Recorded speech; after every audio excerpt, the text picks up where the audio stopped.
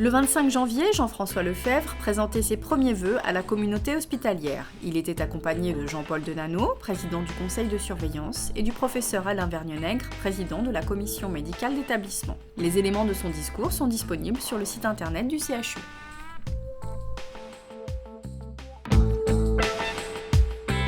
Limoges a accueilli les 4 et 5 février dernier un symposium regroupant des chercheurs du monde entier sur la maladie de Charcot, également appelée sclérose latérale amyotrophique.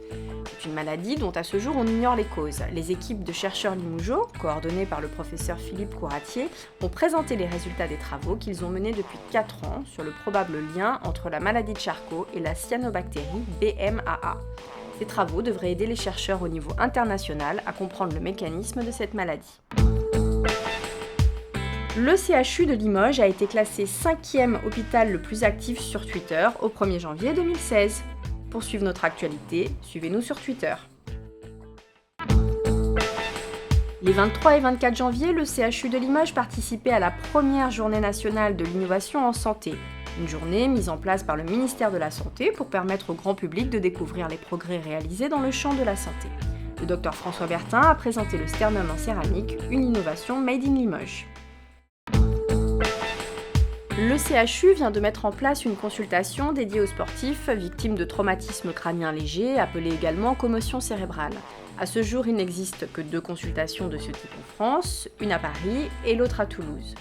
Le traumatisme crânien léger, c'est un choc sur la tête, fréquent dans de nombreux sports de contact.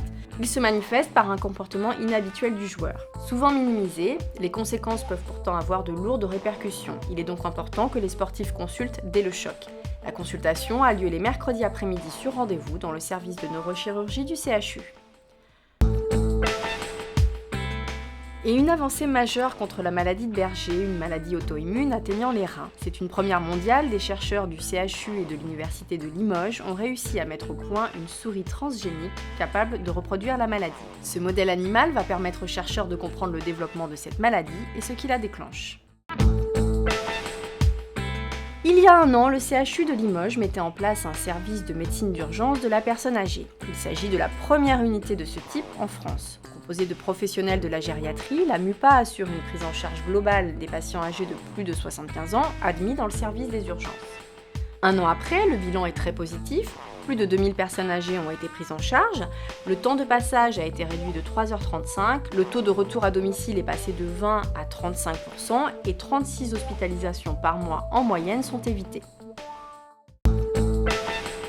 Le CHU de Limoges recrute 2 médecins pour compléter son équipe aux urgences et au SAMU. Il s'agit de postes à temps complet en statut contractuel ou titulaire. Si vous êtes intéressé, rendez-vous sur notre site internet.